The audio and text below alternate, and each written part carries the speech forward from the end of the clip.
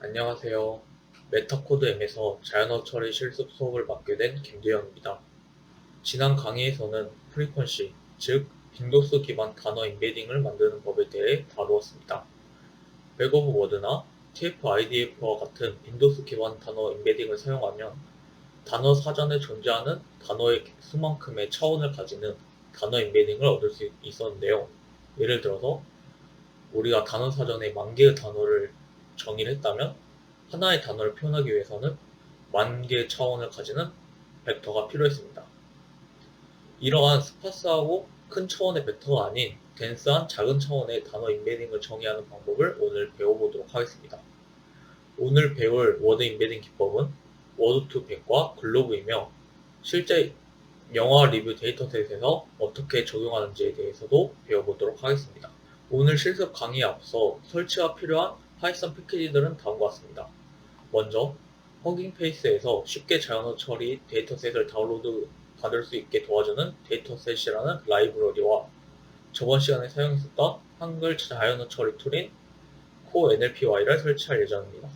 또한 TQDM은 반복문이 얼마나 진행이 되었고 얼마나 시간이 걸릴지 예측을 해주는 프로그레스 바를 제공하는 패키지입니다.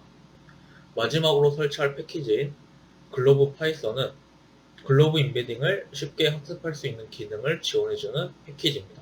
그래서 이 네 가지 패키지들을 설치하도록 하겠습니다.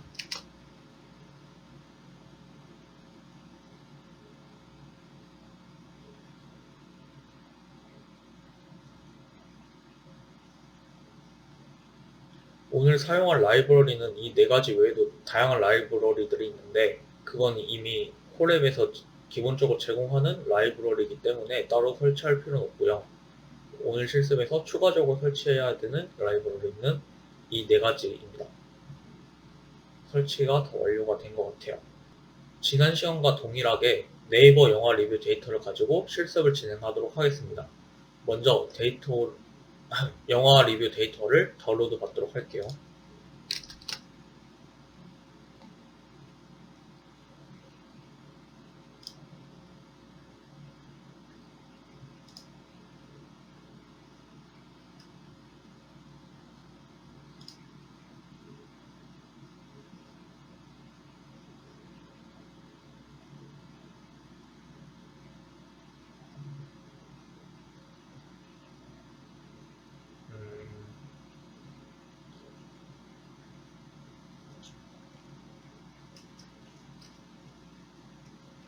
지금 데이터 다운로드는 다 완료가 됐고 이제 각각의 데이터들을 문장과 레이블을 각각의 리스트에 지금 저장을 하고 있습니다. 네, 그러면 이렇게 되면은 데이터셋을 모두 다운로드를 받았고요. 지난 시간과 전처리 과정에서 살짝 차이점이 있는데요. 지난 시간에는 오타와 띄어쓰기를 보정해주는 라이브러리를 통해서 전처리한 1000개의 문장을 사용했습니다. 하지만 오늘은 15만 개의 데이터와 학습 데이터와 5만 개의 평가 데이터를 모두 사용할 거예요. 지난 시간에 1000개의 문장을 처리하는 데만 해도 10분 정도의 시간이 걸렸었잖아요. 그렇기 때문에 15만 개면은 15만 개 플러스 5만 개면은 20만 개, 즉 200배의 시간이 걸리겠죠. 그래서 오늘은 이러한 띄어쓰기나 오타를 보정해주는 라이브러리를 사용하지 않고 간단하게 전처리를 진행을 하도록 하겠습니다. 오늘 진행할 전처리 방법은 불용어 제거와 한글이 아닌 글자 제거하기, 그 다음 어간 추출 기법 이 세 가지를 사용할 거고요. 먼저 여기에 불용어들을 정의를 했습니다. 이렇게 불용어들을 정의를 해서 불용어 리스트를 만들어줬고 저번 시간과 마찬가지로 OKT 형태소 분석기를 통해서 형태소 분석을 해서 형태소 분석한 결과들을 이제 토큰으로 사용을 할 겁니다. 그래서 여기 이제 처리가 된 그런 문장들을 담을 리스트를 정의를 했고요. 이제 전체 15만 개의 학습 문장에서 먼저 문장을 불러와서 한글이 아닌 글자를 먼저 제거를 할 겁니다. 보시면 리플레이스 뒤에 이렇게 되어 있는 걸 볼 수 있죠. 저희가 이제 1강 때 배웠던 내용인데 이게 이제 정규식으로 표현하면은 이게 이제 한글이거든요. 그래서 한글이 아닌 애들은 이제 아무것도 없는 문자열로 교체하라. 다른 말로 하면 한글이 아닌 글자들은 제거하라. 라는 그런 그 정규 표현식 그 다음에 replace 함수가 되겠죠. 그렇게 해서 new sentence i에는 원래 문장에서 그런 한글이 아닌 글자들은 제거된 그런 문장이 여기 들어오게 될 겁니다. 그 다음에는 OKT 형태소 분석기를 통해서 형태소 분석을 진행할 거고요. 이 stem이라는 인자의 값에 true를 줘서 이 형태소 분석한 결과를 어간으로 추출을 해서 반환을 할 겁니다. 그렇게 되면은 이제 한글로 된 그런 단어들만 있고 그 다음에 그 각각의 단어들은 어간이 추출된 상태에서로 반환이 되겠죠. 그 다음 마지막으로 이렇게 반환된 토큰들 중에서 이 위에서 정의한 불용어에 해당하는 애들을 제외한, 다시 말하면 불용어에 속하지 않는 그런 단어들에 대해서 이제 리스트를 구성할 겁니다. 그렇게 되면은 이제 전처리가 완료된 하나의 문장에 대해서 전처리가 완료된 토큰들이 얻어지게 되겠죠. 그렇게 해서 전처리를 진행할 겁니다. 보시면 총 이제 TQDM 프로그레스 바를 통해서 볼 수가 있는데, 보시면 15만 개의 단어 그 문장을 처리하는데 이 시간 왔다 갔다 하는데 약 10분 정도 걸릴 거거든요. 이게 그 포문이 한번 돌 때마다 이제 평균 시간을 계산을 해서 이 시간을 예측을 하는 거기 때문에 이게 변동의 폭이 조금 있는데 아마 8분? 다 합쳐서 10분 내에 아마 완료가 될 거예요. 보시면 지난 시간에 이제 띄어쓰기나 오타를 고정을 했을 경우에 좋은 퀄리티의 문장을 얻을 수 있었지만 1000개의 문장을 전철하기 위해서 10분이 걸렸잖아요. 근데 이제 이런 식으로 간단하게 꼭 필요한 이런 것들만 시간이 덜 걸리는 그런 전처리 방식으로 뭐 리플레이스나 형태 분석은 시간이 오래 걸리긴 하는데 리플레이스나 불용어 제거와 같은 이러한 방식을 통하면 그래도 어느 정도 빠른 시간 안에 전 처리를 모두 완료를 할 수가 있습니다. 총 200배의 분량을 이제 같은 시간 내에 처리가 되는 거죠. 물론 퀄리티가 조금 떨어질 수는 있어요. 오타 같은 거는 저희가 여기서 고칠 수 없기 때문에. 그래서 전철하는 거를 기다려 보도록 하겠습니다. 마찬가지 그 트레인 데이터에 대해서 모두 전철이 완료되면 테스트 데이터 5만 개에 대해서도 똑같은 한글이 아닌 글자 제거, 그 다음에 형태소 분석 및 어간 추출, 그 다음에 불용어 제거, 이렇게 세 가지 방법을 동일하게 적용할 거고요. 이렇게 해서 만들어진 이 두 가지 코퍼스를 가지고 트레인에서 학습을 하고 테스트에서 테스트를 하는 그런 방식으로 진행을 하도록 하겠습니다. 지난 시간에는 이제 문장을 1000개밖에 쓰지 않았기 때문에 트레인으로 만든 뭐 TF-IDF 벡터라든지 아니면 뭐 트레인으로 만든 그런 뭐 단어별 긍정 수치 이런 거를 트레인 데이터에 대해서 평가를 했잖아요. 그렇기 때문에 성능이 막 90 몇 퍼센트 이렇게 되게 높게 나왔는데 사실 트레인 뭔가 모델을 학습하거나 이런 거는 트레인만 쓰고 평가를 할 때는 트레인에서 보지 않았던 애들로만 평가를 하는 게 맞거든요. 그래서 오늘은 이제 충분히 많은 문장을 사용하기 때문에 충분히 잘 학습이 될 거라고 기대를 하고 이제 학습 데이터와 테스트 데이터를 분리해서 진행을 할 겁니다.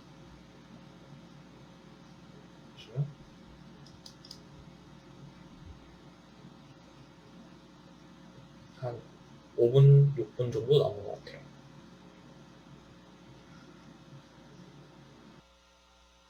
이제 테스트도 절반은 아니고 한 40% 정도 진행이 됐네요. 남은 시간 동안 콜랩에 대해서 뭐 디테일한 내용들을 설명을 드려볼까 하는데 지금은 이제 구글 콜앱에 CPU만 사용을 해서 뭐 코드가 돌아가고 있는데요. 이제 이거를 저희가 GPU를 사용을 해서 이제 딥러닝 모델들을 돌리기 위해서는 GPU를 사용하는 게 좋잖아요. 뭐 학습 속도라든지 뭐 이런 문제 때문에 GPU를 많이 사용하게 되는데, GPU를 사용하려면 이 런타임에서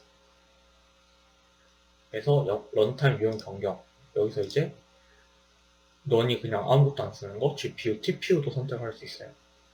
근데 이제 TPU 같은 거는 사용하는 방법이 매우 어렵기 때문에 GPU만 사용할 거고, GPU 같은 경우에도 이제 무제한으로 제공을 해주기가 쉽지 않잖아요. 사용자가 워낙 많기 때문에. 그래서 GPU를 사용하게 되면 아마 여러 가지 제한들이 있을 거예요. 그래서 GPU를 사용하지 않을 때는 이렇게 하드웨어 가속기를 넣는 상태로 두는 게 좋다.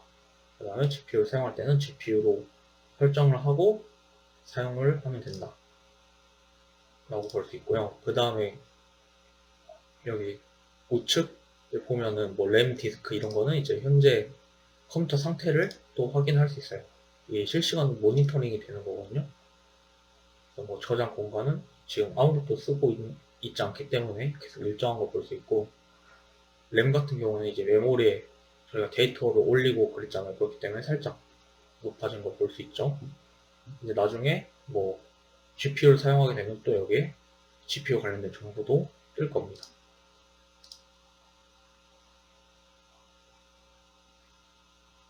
이제 거의 다 완료가 됐네요.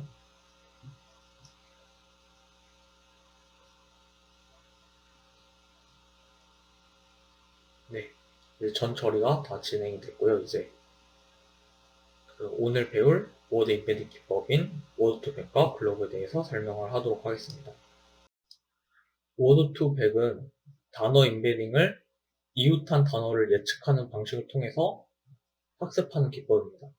그래서 워드2백 임베딩은 크게 두 가지 기법으로 나눠지게 되는데, 그 C5라는 기법이랑 스킵그랩이라는 기법 두 가지 방법으로 나눠지게 돼요. 그래서 먼저 그 중에서 C5에 대해서 설명을 하도록 하겠습니다. C5라는 기법은 주위에 있는 단어를 보고 가운데 있는, 센터에 있는 단어를 어떤 단어가 돼야 될지를 예측을 하는 거예요. 예를 들어서 이제 5개의 단어를, 윈도우 크기가 5라면, 다시 말하면 5개의 단어를 본다면 앞에 2개의 단어와 맨 뒤에 2개의 단어를 보고 세 번째 단어가 어떤 단어가 돼야 되는지를 맞추도록 학습을 하는 겁니다. 이렇게 되면 이 워드2백 임베딩은 이웃한 단어 사이의 관계를 반영하는 임베딩을 만들 수가 있어요. 그래서 코드로 같이 보도록 하겠습니다. 젠심이라는 라이브러리에서 이제 자연어 처리에 관련된 다양한 그런 모델들을 제공하고 있거든요. 그래서 젠심의 이제 모델 중에서 워드2백이라는 그런 라이브러리를 불러와서 사용을 할 거고요. 이 젠심 같은 경우에는 콜앱에서 기본적으로 제공을 해주는 그런 라이브러리이기 때문에 위에서 따로 설치를 하지 않았죠. 글로우만 설치를 해줬었고, 젠심은 따로 설치를 안 해도 사용할 수 있습니다. 그래서 사용법은 되게 간단한데요. 이제 이 워드2백이라는 게 하나의 모델 클래스예요. 그래서 모델 클래스를 가지고 이제 C5라는 모델 객체를 만들어 줄 겁니다. 이 C5 모델, 워드2백 모델은 크게 몇 가지 임자들을 가지고 있는데, 첫 번째는 이제 이 언어 모델이 아니고 단어 임베딩을 학습하기 위한 데이터, 코퍼스라고 부르죠. 이 코퍼스가 무엇인지를 넘겨줘야 되고요. 이 사이즈는 이제 몇 차원으로 임베딩을 만들 건지, 그래서 저는 100차원으로 정의를 했어요. 그렇게 되면은 이 C5가 학습이 되면은 각각의 단어가 100차원의 벡터로 또는 100차원의 피처 임베딩으로 변환이 되는 거죠. 그 다음에 이 윈도우가 아까 봤던 좌우 단어를 어디까지 볼 거냐. 예를 들어서 윈도우 5라면 나는 오늘 학교에 간다.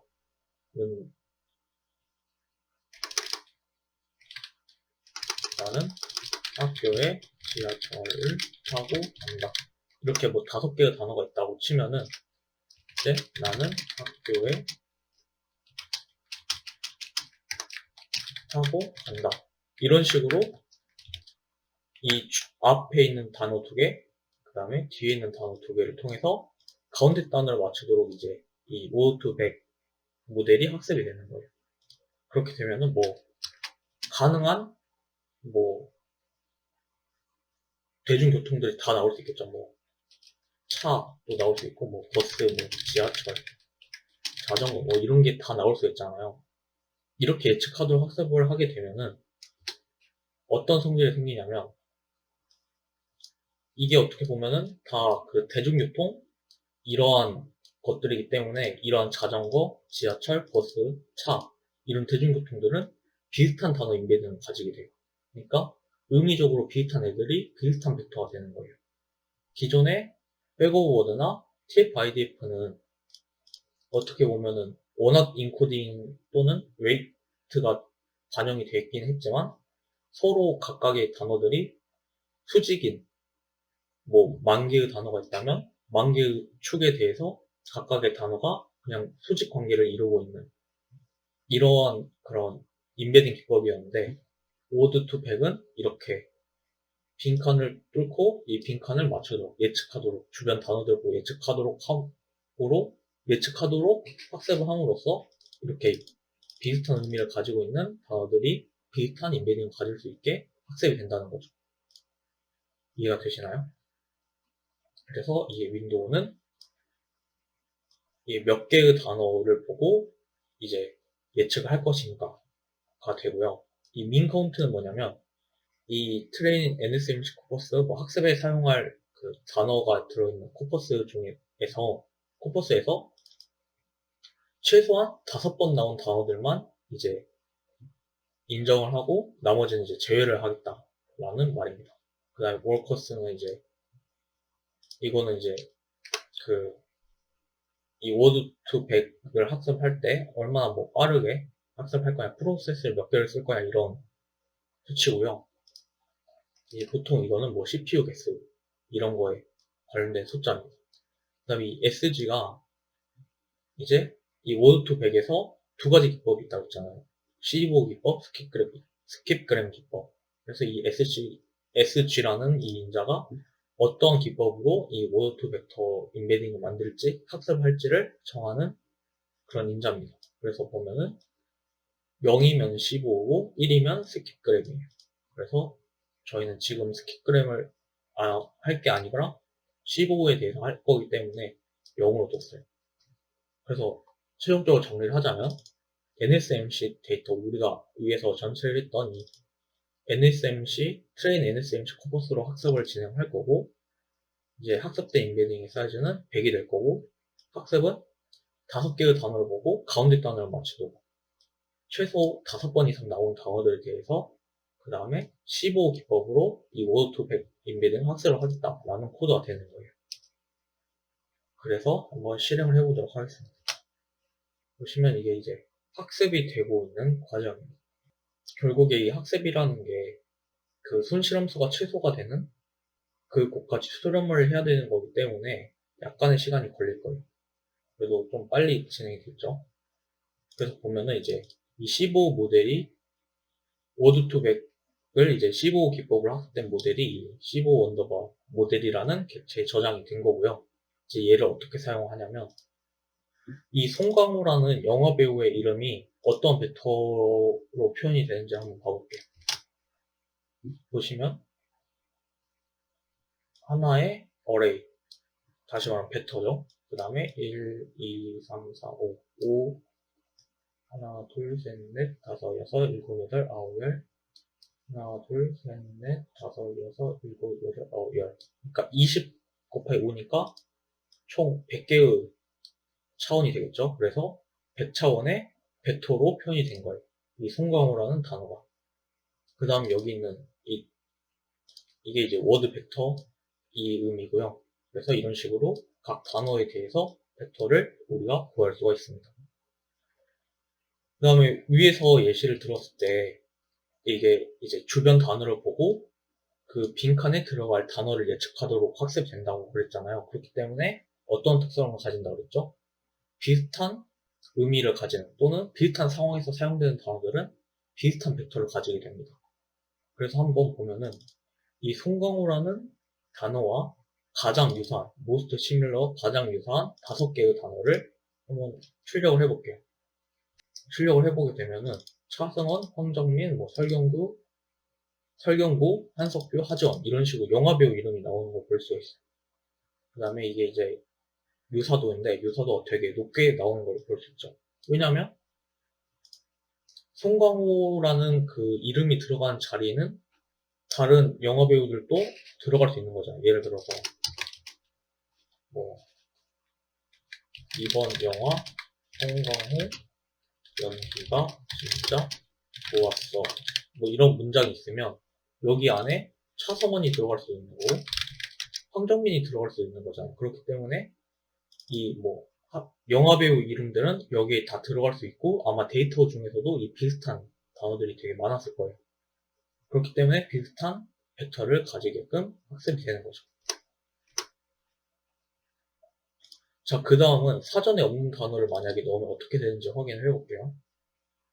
사전에 없는 단어를 넣으면 당연히 에러가 발생합니다. 자연어 처리라는 단어가 보캐블러리 없다라는 이런 에러 메시지를 출력을 해주고 있죠. 그래서 사전에 없는 단어는 당연히 에러가 날린다라는 거. 그래서 사전에 있는지를 확인을 하든지 아니면 예외 처리를 해주셔야 돼요. 저희가 이제 테스트 할 때는.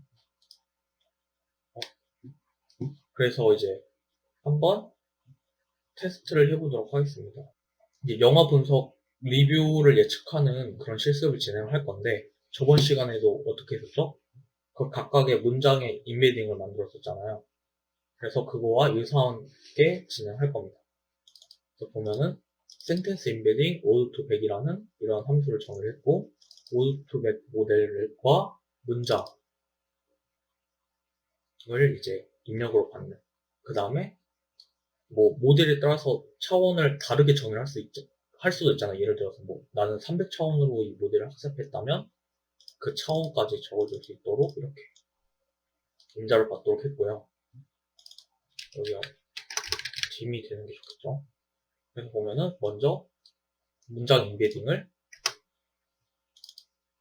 0 값을 가지는 100개의 차원의 100차원의 문장 인베딩을 만들었고요. 이제 문장에 존재하는 각각의 단어에 대해서 이제 오어투 벡터에 아까 송강호의 인베딩을 가져올 때 모델.wv 그 다음에 키값으로 그 단어를 넣어줬잖아요. 그런 식으로 모델.wv 그 다음에 키값으로 단어를 넘겨주는 그런 식으로 단어 인베딩을 가져왔고 이 단어 인베딩을 이 문장 인베딩이 계속 더해줬어요. 그 다음에 이제 단어가 이제 보캐블러리에 포함되는 단어가 0개 이상이면 평균을 내줬죠. 여기 조건문을 쓴 이유는 만약에 문장에 존재하는 단어가 하나도 보캐블러리 없을 경우에 0으로 나누면 에러가 나잖아요. 그래서 이렇게 예외 처리를 해줬고 이렇게 해서 평균 문장 인베딩을 그 문장을 이루는 단어들의 인베딩의 평균이 될 수 있도록 그렇게 함수를 구현을 했습니다. 이해되시나요?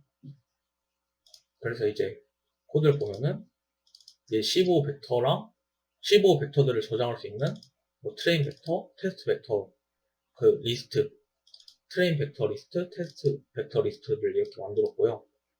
이제 각각에 대해서 문장 인베딩을 만들어서 이 벡터들을 담을 리스트에 어펜드 해줬습니다. 그럼 이제 얘네 둘에는 각각 학습 데이터의 문장 인베딩과 테스트 데이터의 문장 인베딩들이 저장이 되어 있겠죠. 그래서 보면은 실행을 시켰어요. 그래서 보면은 0번째 문장이 이렇게 100차원의 하나의 벡터로 표현이 되는 거예요. 이해되시죠? 자, 그럼 이제 이 문장 인베딩을 어떻게 할 거냐? 지난 시간의 문장 인베딩은 두 문장의 유사도를 계산하기 위해서 사용을 했었어요. 맞나요? 오늘의 이 문장 임베딩은 이제 0과 1을 예측할 때 사용할 겁니다. 그래서 리그레션, 그 머신러닝의 리그레션을 사용할 거고요.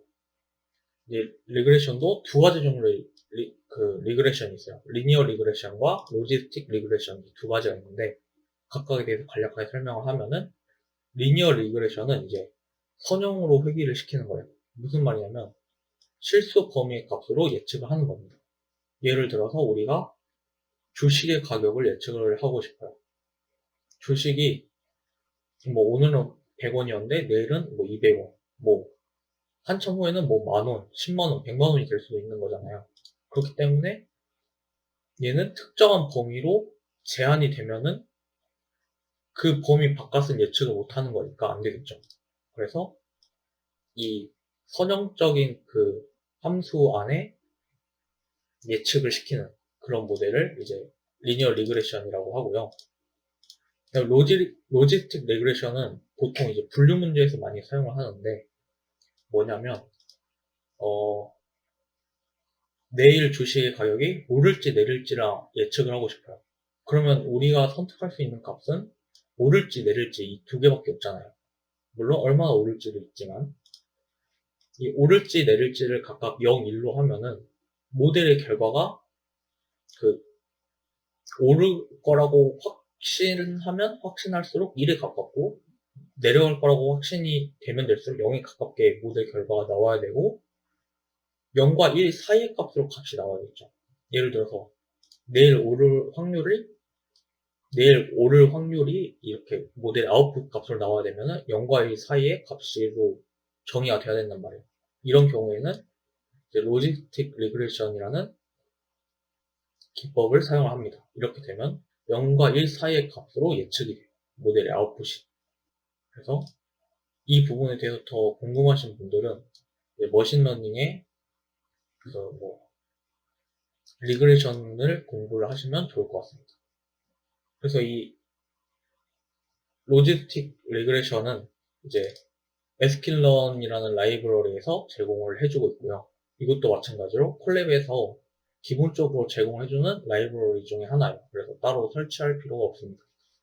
그래서 저희는 sklearn 라이브러리에서 리니어 모델, 이게 이제 크게 묶으면 이제 선형적인 모델이거든요.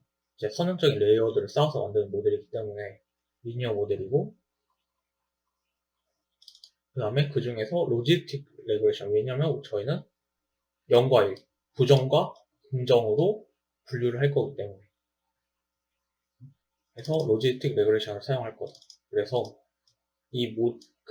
선형회귀를 분류를 시킬 모델을 이런 식으로 정의를 해줄 수가 있어요. 그래서 리니어 모델 C5라고 이렇게 이름을 지었고요. 얘를 이제 저희가 위에서 얻었던 문장 임베딩들이 쪼르륵 있었잖아요. 이 15만 개의 학습 문장 임베딩으로 학습할 겁니다. 그래서 학습을 할 때는 이 로지스틱 리그레션 객체에 .pit이라는 이제 데이터를 맞춘다라는 느낌으로 이제 모델.pit이라는 함수를 사용을 할 거고, 앞에는 이제 데이터들이 들어있는 리스트, 그다음에 뒤에는 데이터들이 어떤 값으로 이제 레이블이 되어야 되는지 이 레이블들이 들어가게 됩니다. 그래서 얘를 돌리게 되면은 학습이 이제 시작이 돼요. 그래서 이 각각의 문장이 긍정이면 1에 가깝게, 부정이면 0에 가깝게 학습이 되는 거죠. 지금 보시면 뭔가 좀 에러 메시지 같이 많이 나왔잖아요. 보시면 에러 메시지는 아니고 보통은 이게 수렴을 하거든요. 뭐 데이터가 좋다든지 아니면 뭐 데이터가 깔끔하다든지 아니면 태스크가 매우 쉽다든지 아니면 우리가 뭐 전처리를 매우 잘했다든지 이러면 이제 수렴이 잘 되는데, 지금 이거는 수렴이 잘 되지 않았다 라는 거예요. 그러니까 모델이 깔끔하게 학습이 되지 않았다 라고 보시면 돼요. 그리고 이제 모델 성능이 좀 좋지 않다는 거지, 막 너무 뭐 에러가 발생했거나 막 문제가 생겼다 수준은 아니거든요. 그렇기 때문에 너무 걱정을 하실 필요는 없고요. 이제 이렇게 학습된 모델을 가지고 예측을 해보도록 할 겁니다. 예측하는 것도 되게 쉬워요. 이 모델에 predict라는 함수를 쓰면 됩니다. 그래서 이 리니어 모델 15의 점 predict라는 함수를 써서 예측을 할 수 있고, 예측할 데이터를 여기에 넣어주면 돼요. 그래서 먼저 학습한 데이터를 넣어보고, 그 다음에 테스트할 데이터도 넣어서 테스트한 그 예측 결과를 봐볼게요. 보시면 이제 학습 데이터에 대해서 성능이 81.909라는 성능이 나왔고, 이제 테스트 데이터에서는 80.60이라는 성능이 나왔어요. 그쵸? 이 코드에 대해서 한번 뜯어보자면, 이제 이 트레인 프레드라는 함수가 이제 각각의 데이터에 대해서 0, 1, 1,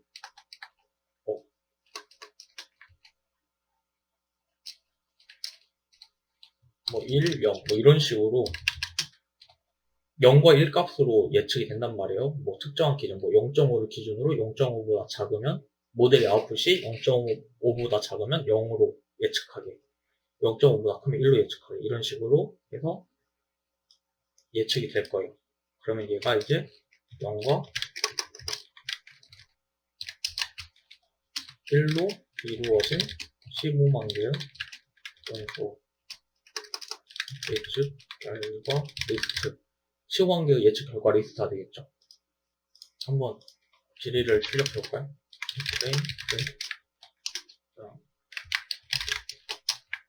그 다음에 이것도 앞에 한 5개를 가볼게요. 보시면 15만 개 데이터고 앞에 5개의 데이터가 001, 01 이런 식으로 예측이 될 거예요. 그러면 여기에 이런 식으로 되어 있고, 마찬가지로 트레인 레이블스라는 리스트도 얘는 이제 정답이잖아요. 이런 식으로 정답이 들어가져 있겠죠. 0011 이런 식으로 0과 1로 이루어진 15만 개의 정답 리스트. 그러니까 이 프레드는 예측이고 이제 레이블스는 정답이잖아요. 그래서 이제 얘네 둘이 몇 개가 맞았는지를 계산을 해야 되는 거니까, 이게 지금 아마 넘파이 어레이 형태로 나왔을 거예요. 그래서 각각의 원소를 논리적으로 비교를 해서 같으면 1, 다르면 0이 되거든요. 이 넣는을 하게 되면. 이것도 예시를 만들어 볼게요.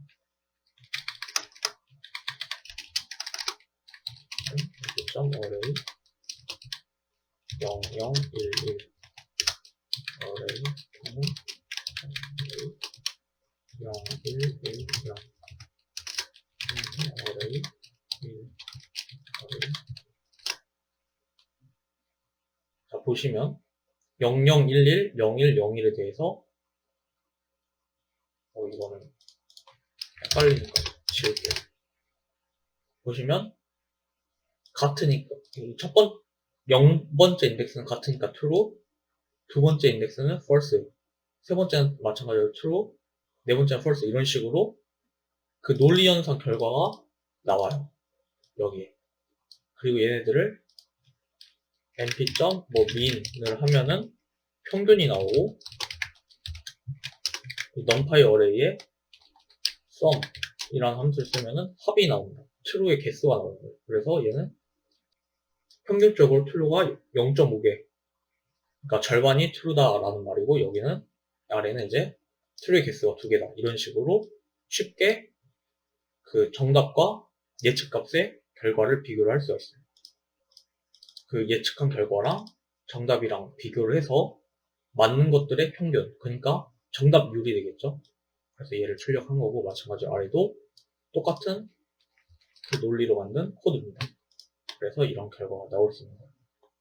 이런 식으로 해서 그 워드 투 베터 인베딩, 그 중에서도 C5라는 기법을 통해서 그 단어 인베딩을 만들어 봤고, 이 그 워드 투 베터의 특징, 비슷한 단어들은 비슷한 인베딩을 가진다라는 특성을 확인해 봤으며, 이제 워드 투 인베딩의 벡터들의 평균을 가지고 센텐스 인베딩을 만들고 그 센텐스 인베딩을 통해서 영어 리뷰의 감성 분석을 진행을 해왔어요. 그래서 성능이 이제 80을 조금 넘는 성능까지 기록을 했고요. 여기까지 잘 따라오셨죠? 이 다음은 워드 투 벡터의 두 번째 기법인 스킵그램 기법에 대해서 실습을 진행을 하겠습니다. 자, 이번에는 워드 투 벡터의 두 번째 기법인 스킵그램에 대해서 실습을 진행을 하도록 하겠습니다. 이 스킵그램은 워드 투 벡의 그 15 기법이랑 반대라고 생각을 하시면 되는데요. 15 기법 같은 경우에는 주변 단어들을 보고 중심 단어를 예측을 했었는데 이 스킵그램 기법은 중심에 있는 단어를 보고 주변에 있는 윈도우 주변에 있는 단어들을 예측을 합니다. 위에서 봤었던 이 나는 학교에 지하철을 타고 간다가 아니라 에서 이제 지하철을 맞추는 게 아니라 지하철을 보고 이 주변에 앞에 단어는 뭐가 나올지 앞에 단어는 뭐가 나올지 뒷 단어는 뭐가 나올지 뒤에 뒷 단어는 뭐가 나올지 이렇게 윈도우 사이즈에 대해서 이 중심 단어 주변에 있는 단어들을 예측을 하는 거예요.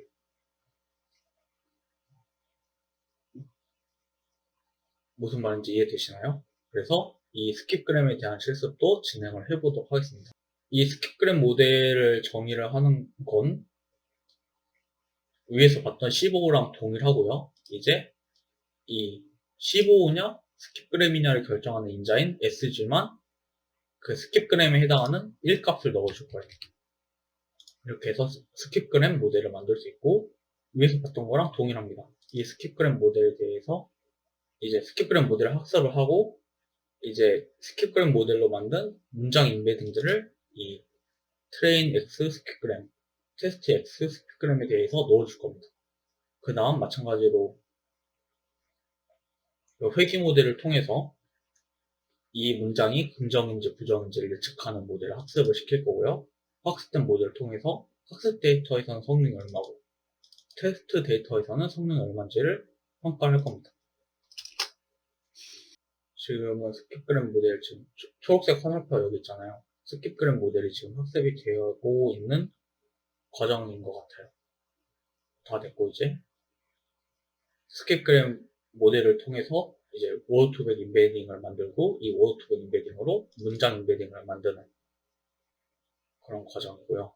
지금 보시면 이 스킵그램 모델 같은 경우에는 똑같은 데이터를 학습을 했는데 송강호랑 가장 유사한 단어들이 뭐 정재영, 안성기, 황정민, 최민수, 정여호 이분들도 모두 영어 배우시죠? 이런 식으로 유사한 단어들이 나온다.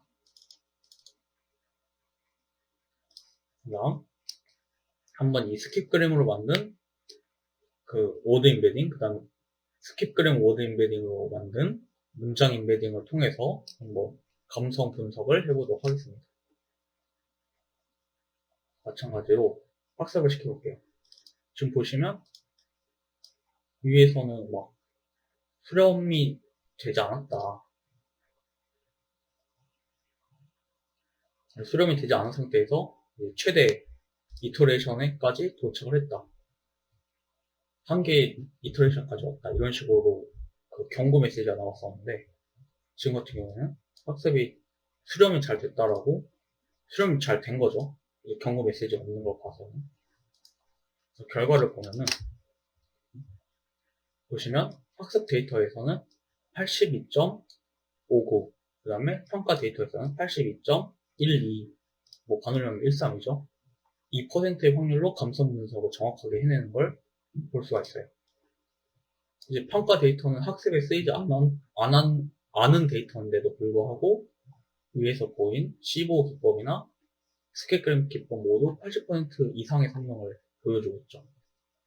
그 다음에 이제 두 기법에 대해서 비교를 하자면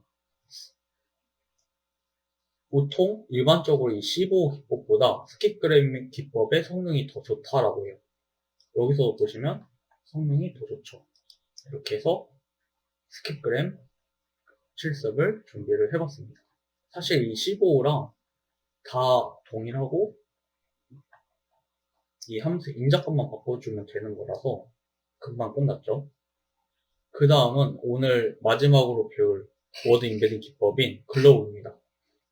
글로브는 이제 워드 투 벡터에서 고려하지 않았던 그런 정보를 보완해주는 그런 단어 인베딩 기법이에요. 워드 인베딩 기법이에요. 워드 투 벡터는 이제 이웃한 단어들의 관계를 통해서 단어 인베딩을 학습했었잖아요.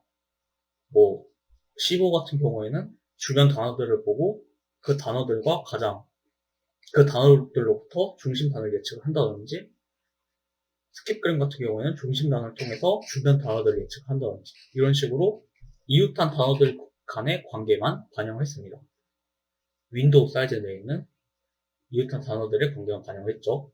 하지만 전체 코퍼스에서 얘네들이 얼마나 동시에 뭐 자주 나오는지 이러한 전체 코퍼스의 정보를 반영하지 못했어요. 이러한 단점이 있는데, 글로브 같은 경우에는 이런 단점을 보완하기 위해서 나온 모델입니다. 먼저 이웃한 단어를 맞추는 것까지는 동일하고요. 이웃한 단어를 맞추면서도 이웃한 단어끼리의 내적한 그 결과값이 전체 코퍼스에서 그 두 개의 단어가 동시에 등장할 확률이 되도록 학습을 합니다. 이렇게 되면 이제 전체 코퍼스에 있는 이런 단어 페어의 분포가 반영이 된다라고 보는 거예요. 그래서 글로브 같은 경우에는 이웃한 윈도우에서 그 단어 예측과 함께 전체 코퍼스에서 그 동시 등장 확률을 같이 학습을 한다. 이 동시 등장 확률이라는 게 뭐냐면 A라는 단어랑 B라는 단어가 동시 등장 확률이라는 건 무슨 말이냐면 A 단어 다음에 B 단어가 나올 확률을 학습한다라는 거예요. 그래서 글로브 같은 경우에는 조금 더 업그레이드 된 버전이죠.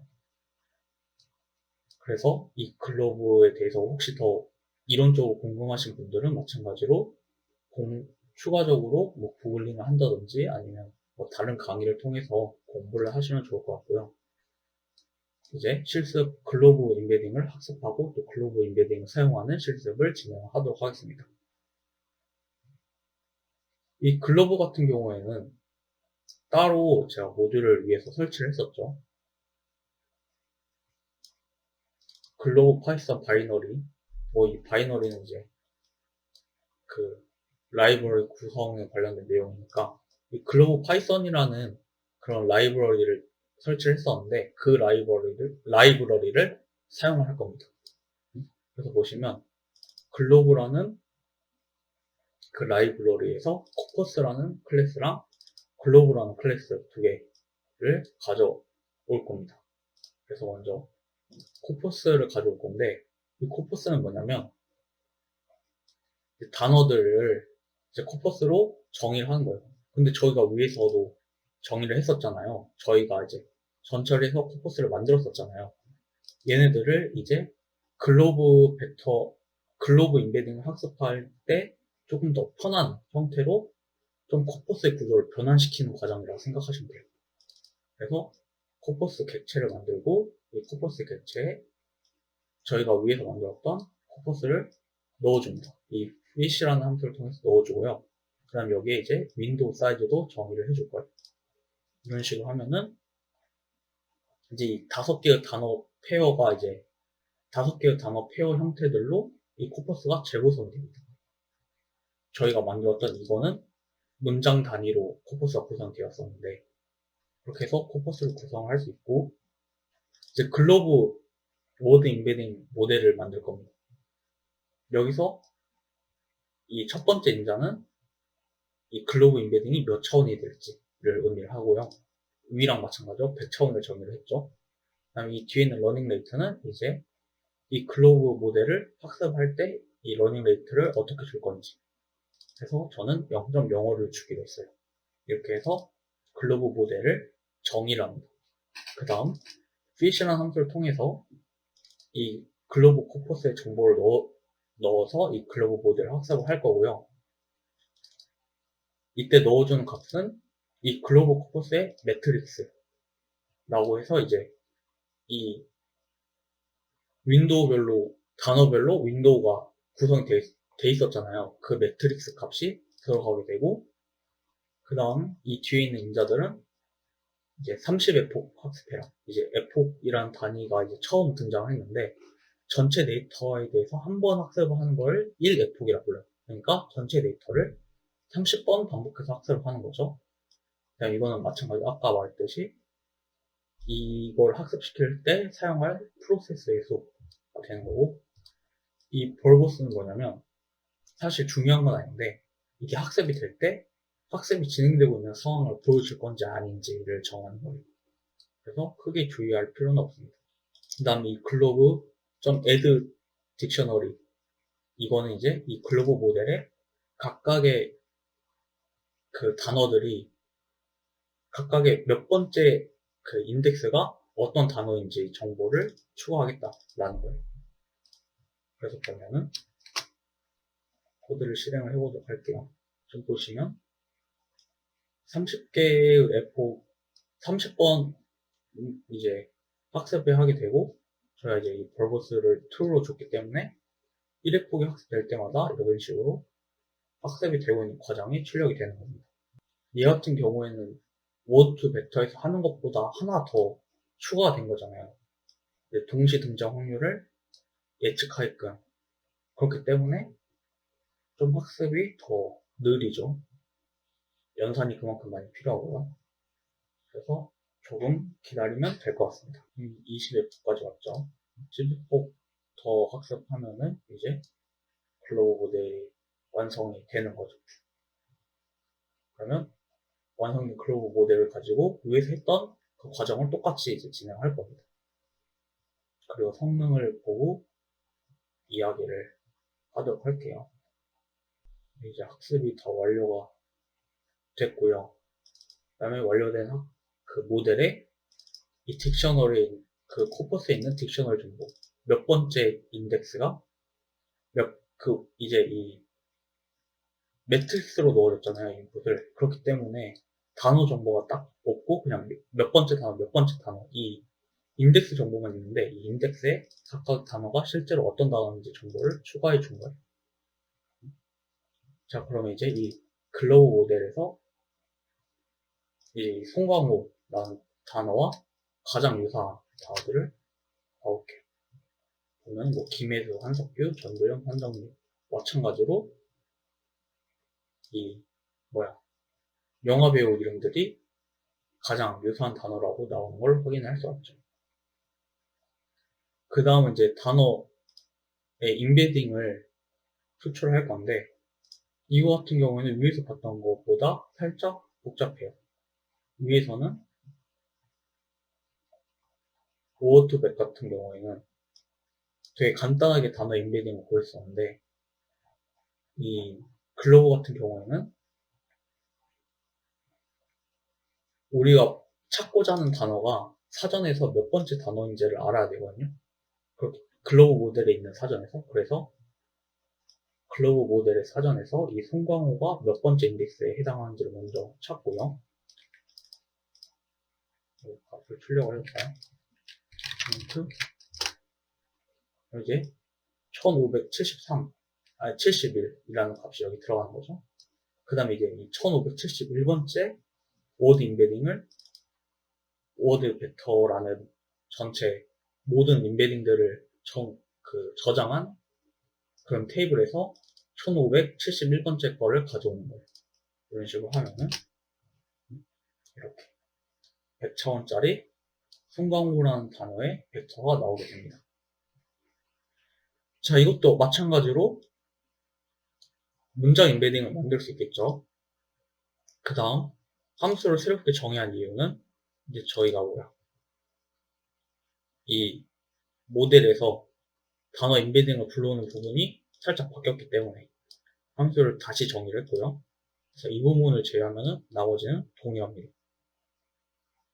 그래서 단어들의 평균을 가지고 문장 인베딩을 생성을 할 거고, 나머지는 똑같아요. 문장 인베딩을 저장할 학습 데이터, 평가 데이터, 그 다음에 그 로지스틱 레그레션 모델로 학습 데이터에 대해서 학습을 하고, 그 다음 평가 데이터에 대해서 예측을 해서 평가하고, 테스트 데이터에 대해서, 학습 데이터에 대해서 예측을 하고 평가하고, 테스트 데이터에 대해서 예측하고 평가하고, 이런 식으로 코드가 진행이 됩니다. 그래서 다 실행을 해보도록 할게요. 먼저 문장 임베딩들을 만들고요. 그 다음 모델을 학습을 시킵니다. 얘도 보면은 이제 완벽하게 수렴되지 않았다라고 뜨죠.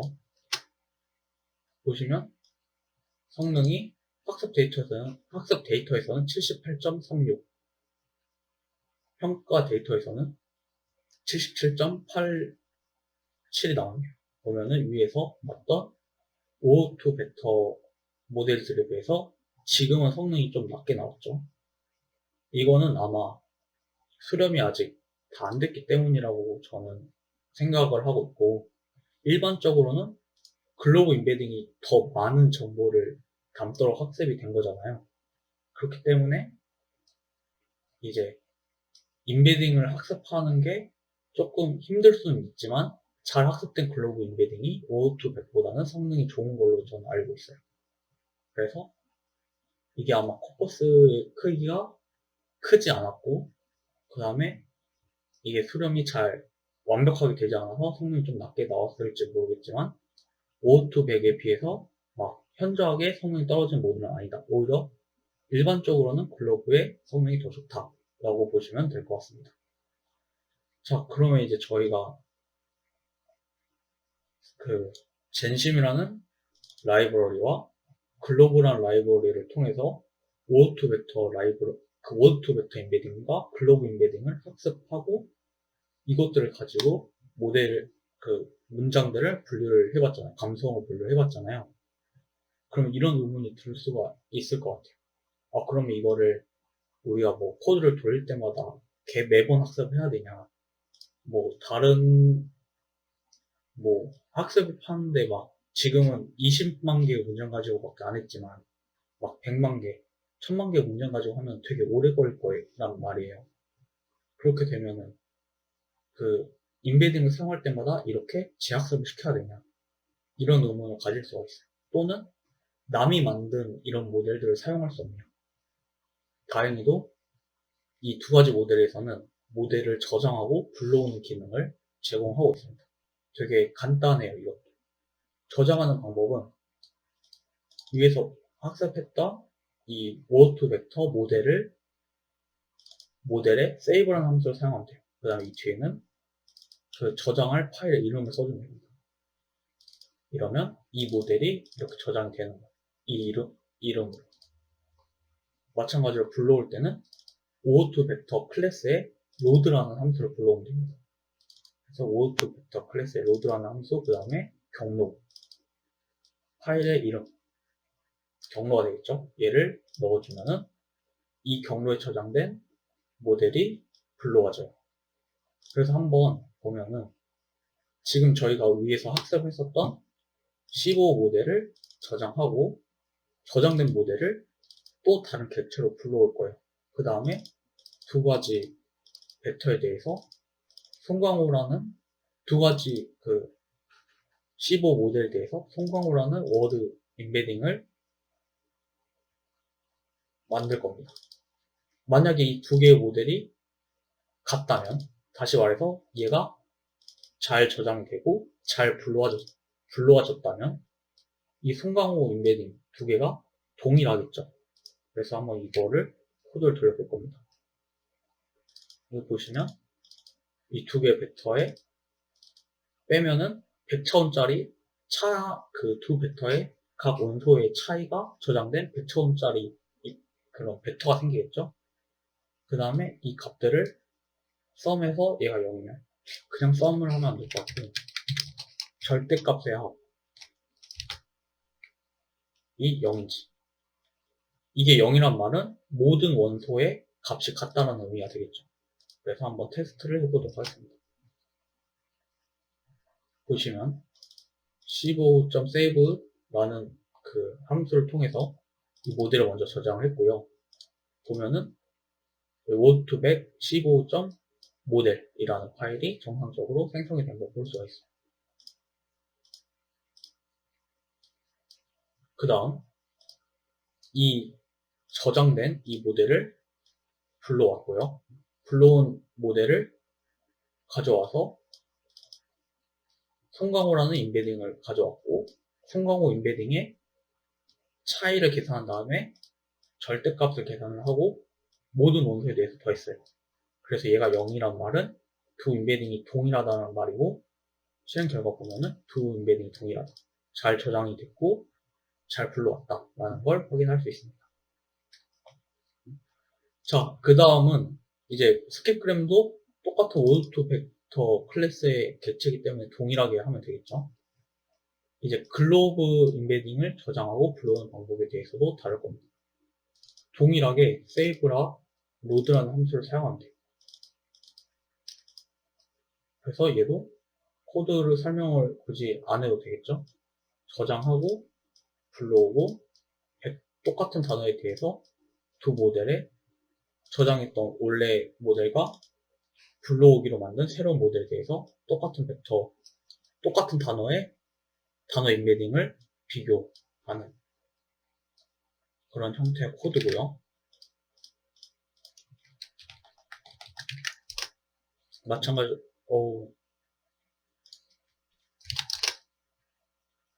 마찬가지로 실행 결과를 보면 두 단어 임베딩이 일치한, 잘 저장이 되고 잘 불러와졌다 라는 걸 확인할 수 있습니다.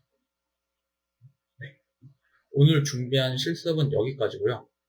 오늘은 저희가 이제 지난 시간에 프리퀀시 기반의 빈도수 기반의 단어 임베딩을 배웠고, 그 단어 임베딩을 휴리스틱한 방법을 통해서 이제 영화 리뷰를 분석하는 그런 실습을 진행을 했었습니다. 이 저번 시간에 배웠던 빈도수 기반의 모델의 단점은 뭐냐면 되게 큰 차원의 단어를 정의를 해야 된다는 거예요. 그렇다 보면은 이 문장 하나를 표현하기 위해서 또는 단어 하나를 표현하기 위해서 10,000개, 뭐 20,000개, 30,000개의 차원이 필요한데 그 중에서 대부분은 0이라는 의미가 없는 값을 가지고 있고 되게 적은 수의 원소만이 뭐 값을 가지고 있는 이런 되게 스파스한 벡터 임베딩이라는 단점이 있습니다. 이런 단점은 뭐 유의미한 정보가 뭐 많지 않다, 그 다음에 뭐 메모리를 많이 먹는다, 연산량이 많다, 이러한 많은 단점들이 있거든요. 그에 반면에 오늘 배웠던 방법들은 뭐 이웃한 단어들을 예측하고 뭐 코퍼스에서 같이 등장하는 확률을 계산하고 이러한 의미를 가지고 학습된 임베딩들이고, 그 다음 오늘 실습에서 다뤘던 건 이제 100차원의 되게 작은 차원의 덴스한 이런 벡터를 만들었단 말이에요.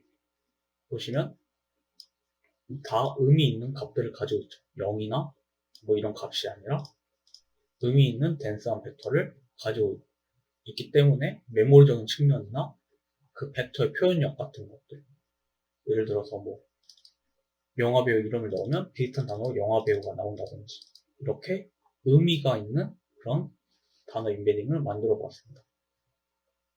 그리고 이렇게 학습된 단어 임베딩을 가지고 이제 머신러닝의 회귀 모델을 통해서, 로지스틱 리그레션 모델을 통해서 감성 분석을 진행을 해봤어요. 그 결과 뭐 80%를 넘거나 80%에 가까운 성능을 보이는 모델을 얻을 수가 있었습니다. 그래서 오늘 실습은 여기서 마무리할 거고요. 다음 주 실습은 이제 조금 특별한 워드 임베딩 기법들, 뭐 LDA라든지 아니면 페이스트 텍스트와 같은 조금 더 특별한 워드 임베딩에 대해서 다룰 예정이고요. 그 다음 시간에는 딥러닝 기반의 그런 모델을 사용을 해서 영화 리뷰를 분석을 할 예정입니다. 네, 여기까지 수고 많으셨습니다.